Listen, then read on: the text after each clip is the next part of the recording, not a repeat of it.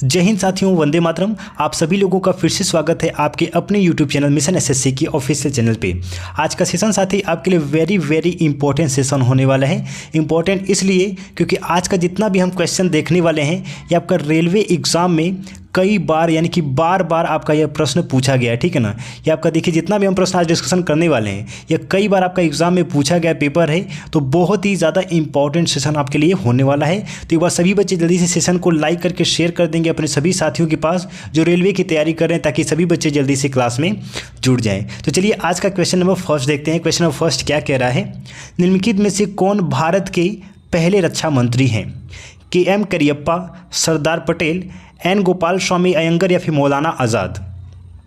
देखिए सभी लोग अपना जवाब कमेंट में आंसर करते रहिए, इससे अपना रैंक चेक कर पाएंगे कि आप कितने प्रश्न का सही जवाब दे पा रहे हैं, ठीक है ना। देखिए बात करें कौन भारत के पहले रक्षा मंत्री हैं, तो option number C N Gopalaswami Ayyangar Bharat के पहले रक्षा मंत्री हैं। और वहीं अगर बात किया जाए कि वर्तमान में भारत के रक्षा मंत्री कौन है साथी, कौन है, अगर आपको मालूम है तो कमेंट में आप जरूर से बताएंगे। श्री राजनाथ सिंह है। कौन है साथी? श्री राजनाथ सिंह है। कॉपी पेन लेके बैठेंगे, पॉइंट को नोट करते हुए चलेंगे।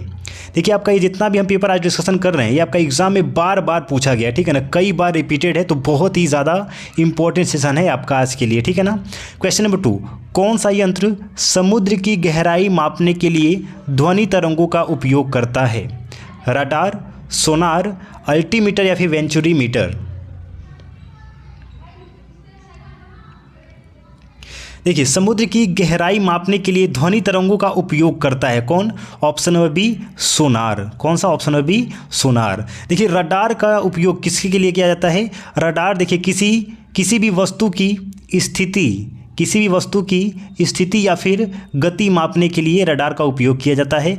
अल्टीमीटर का हाइट का उपयोग करने के लिए किया जाता है, ठीक है ना, हाइट का मापने के लिए किया जाता है। और वेंचुरी मीटर की बात करें तो ये बच्चे प्रवाह मापने का यंत्र है। कौन सा?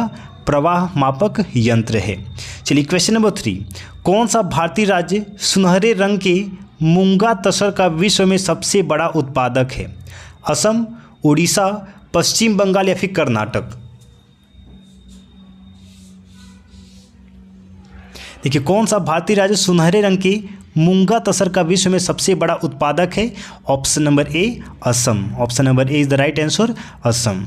क्वेश्चन नंबर 4, कौन सा देश अंडमान द्वीप समूह के सबसे नज़दीक है? चलिए बहुत ही important session. Sri Lanka, municipal corporation, अच्छा देखिए यहाँ पे एक गलती हो गया है, ये ऑप्शन नंबर बी यहाँ पे होगा जो कि आपका म्यांमार है। क्या है? ऑप्शन नंबर बी म्यांमार है, ठीक है ना। देखिए कौन सा देश अंडमान द्वीप समूह के सबसे नज़दीक है, तो ऑप्शन नंबर बी हो जाएगा म्यांमार है, ठीक है ना। चलिए क्वेश्चन नंबर 5, लेजर का आविष्कार किसने किया और कब किया ये भी बताएंगे? Sir Frank Whittle, Fred Morrison, T H. Maiman या फिर doctor Charles H. John? Laser का आविष्कार, चलिए साथी लेज़र का आविष्कार देखिए किसने किया? ऑप्शन नंबर क्या हो जाएगा? सी हो जाएगा, टी.एच. मैमन ने किया है। Option number C is the right answer. और लेज़र का आविष्कार कब किया गया था? तो 16 मई 1990 में इसका आविष्कार किया गया था। चलिए एक बार सभी बच्चे सेशन को लाइक करके शेयर कर देंगे। जितने भी बच्चे सेशन पे नए हैं चैनल को सब्सक्राइब कर लेंगे। डेली यहाँ पे वेरी इंपॉर्टेंट हम प्रीवियस ईयर क्वेश्चन पेपर का डिस्कशन करते हैं। क्वेश्चन नंबर 6 क्या कह रहा है, प्रकाशीय तंतु का उपयोग किसमें होता है? CAT scan, X ray photo, ultrasound scan या फिर एल्डोस्कोपी? देखिए प्रकाशीय तंतु का उपयोग किसमें किया जाता है? एंडोस्कोपी में किया जाता है। Option number D is the right answer. Question number 7, किसके निदान के लिए एलिजा टेस्ट किया जाता है? पोलियो के विषाणु, एड्स एंटीबॉडी, क्षय रोग के जीवाणु या फिर प्रशांत महासागर?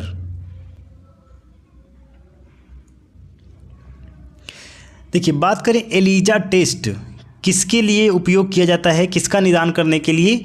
Option number B AIDS and antibody का निदान करने के लिए।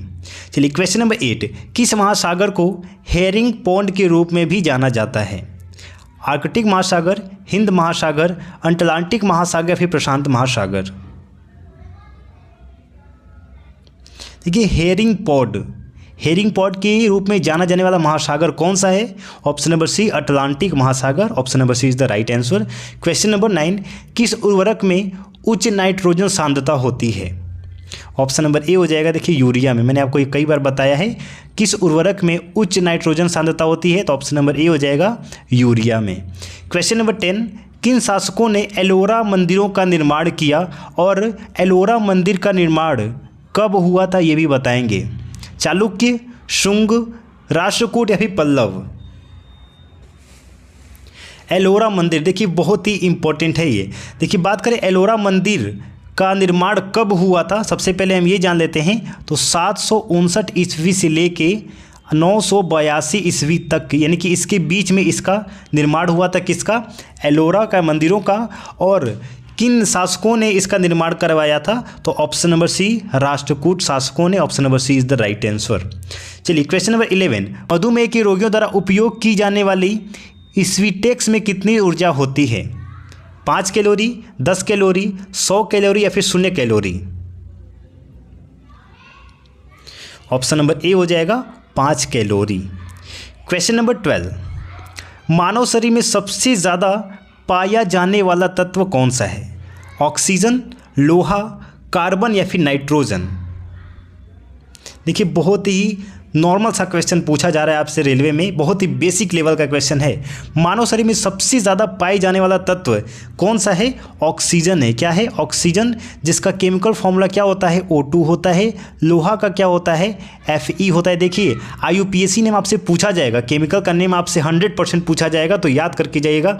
कार्बन की बात करें साथी तो C होता है, और नाइट्रोजन की बात करें तो N2 होता है। ठीक है ना। इसके अलावा अगर आपसे ये पूछा जाता है कि मानव शरीर में ऑक्सीजन कितना % पाया जाता है, तो ये भी हम यहाँ पे डिस्कस कर लेंगे।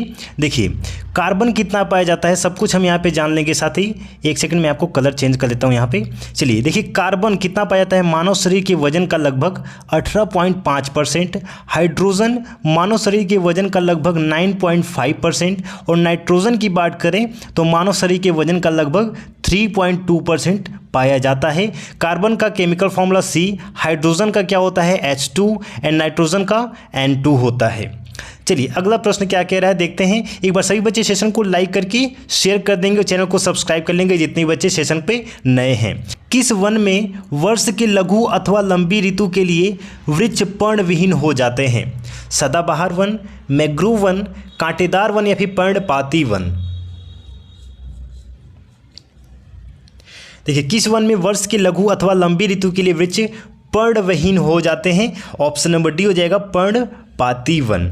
चलिए क्वेश्चन नंबर 14, सभी साथी ध्यान देंगे, अगर आपको इस क्लास का पूरा PDF चाहिए तो उसके लिए आप हमारे टेलीग्राम चैनल को ज्वाइन कर सकते हैं, जिसका लिंक मैंने डिस्क्रिप्शन में दे रखा है। वहाँ पे डेली आपको फ्री में सेशन का PDF आपको फ्री में प्रोवाइड कर दिया जाता है। तो सभी बच्चे टेलीग्राम चैनल को ज्वाइन जरूर से कर लेंगे। वहाँ पर एग्जाम से रिलेटेड आपको अपडेट्स एंड क्विज भी कराए जाते हैं। ठीक है ना। चलिए क्वेश्चन नंबर 14 क्या कह रहा है? जब दिए गए जल के आयतन को 0 डिग्री से 10 डिग्री तक गर्म किया जाता है तो जल का द्रव्यमान क्या हो जाएगा? धीरे धीरे बढ़ जाएगा, धीरे धीरे घट जाएगा, बढ़ेगा फिर घटेगा या फिर घटेगा फिर बढ़ेगा? देखिए क्वेश्चन कितना घुमा फिरा के बोला है कि जब जल के आयतन को 0 डिग्री से 10 डिग्री तक गर्म किया जाता है तो जल का द्रव्यमान क्या होता है साथी? ऑप्शन नंबर डी हो जाएगा। देखिए घटेगा फिर बढ़ेगा। Option number D is the right answer.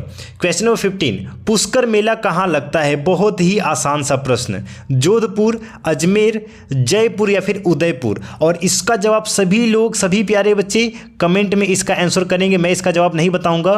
Pushkar मेला कहां पर लगता है आप सभी बच्चों का कमेंट में जवाब आना चाहिए। वहां पे आप लोग क्वेश्चन नंबर भी टाइप कर दिया करिए ताकि हम आपके आंसर को वेरीफाई कर सकें। चलिए क्वेश्चन नंबर 16 क्या कह रहा है? सिल्क फाइबर रासायनिक रूप से क्या है? कार्बोहाइड्रेट, वसा, प्रोटीन या फिर सेलुलोज? देखिए साथी सिल्क फाइबर रासायनिक रूप से क्या है? ऑप्शन नंबर डी हो जाएगा सेलुलोज है। क्या है? सेलुलोज है। क्वेश्चन नंबर 17, दूध का दही में किण्वन किसके कारण होता है? यानी कि दूध दही के रूप में बदल जाता है किसकी वजह से? माइक्रोबैक्टीरियम, स्टाफिलोकोकस, लैक्टोबैसिलस या फिर यीस्ट? देखिए दूध दही में किण्वन किसके कारण होता है? लैक्टोबैसिलस के कारण। Option number C is the right answer, lactobacillus के कारण। क्वेश्चन नंबर 18, सेक्स हार्मोन की खोज किसने की? ड्रीजर, यूजेन स्टीनेच, एडवर्ड कार्विन या फिर हाइड्रोजन। अच्छा देखिए आपका आंसर क्या, सॉरी ऑप्शन में क्या दिया गया, हाइड्रोजन। ये हो सकता है क्या, पहले इसको काट देते हैं। देखिए कितना मूर्ख बना रहा है हम लोग को रेलवे एग्जाम। सेक्स हार्मोन की खोज किसने की साथी, ऑप्शन नंबर बी हो जाएगा, यूजेन स्टीनेच ने की। Option number B is the right answer. आप लोग कंफ्यूज मत होइएगा, जब भी आपको हाइड्रोजन ऑक्सीजन मिले, आपको लगे ये है ही नहीं, तो उसको तुरंत काट दीजिएगा, आपके लिए आसानी हो जाएगा। सिर्फ 3 ऑप्शन आपके लिए रह जाएंगे। क्वेश्चन नंबर 19 क्या कह रहा है देखते हैं। प्रकाश संश्लेषण के दौरान मुक्त होने वाली गैस कौन सी है, कार्बन डाइऑक्साइड, ऑक्सीजन, नाइट्रोजन या फिर हाइड्रोजन। देखिए जीके जीएस से आपका बहुत ही इंपॉर्टेंट क्वेश्चन बन के आता है रेलवे एग्जाम के लिए। देखिए आपका जीएस से क्या क्वेश्चन बना है, प्रकाश संश्लेषण के दौरान मुक्त होने वाली गैस कौन सी है। ऑप्शन नंबर बी हो जाएगा ऑक्सीजन। कौन सी है, ऑक्सीजन है। कार्बन डाइऑक्साइड का केमिकल फॉर्मूला क्या होता है, CO2 होता है। ऑक्सीजन की बात करें तो O2 होता है। नाइट्रोजन की बात करें तो N2 और हाइड्रोजन की बात करें तो H2 होता है। ठीक है ना बच्चे, चलिए आगे बढ़ते हैं। क्वेश्चन नंबर 20 आज का अंतिम प्रश्न। प्रकाश का रंग किससे संबंधित है, आयाम, आवृत्ति, गुणवत्ता या फिर वेग। और सभी साथी बताएंगे। हमने टोटल यहाँ पे 20 प्रश्न का डिस्कशन किया है। आपने कितने प्रश्न का राइट आंसर किया है, सभी लोग कमेंट में लिख के बताएंगे। सर मैंने 20 में से इतने प्रश्न का बिल्कुल सही जवाब दिया है। और प्रकाश का रंग किससे संबंधित होता है साथी, ये आपका रहेगा होमवर्क। इसका जवाब सभी लोग कमेंट में देंगे। प्रकाश का रंग किससे संबंधित है, सभी बच्चों का कमेंट में जवाब आना चाहिए। मैं इसका आंसर का रिप्लाई आपको कमेंट में कर दूंगा। मिलते साथी नेक्स्ट सेशन में। जय हिंद, वंदे मातरम।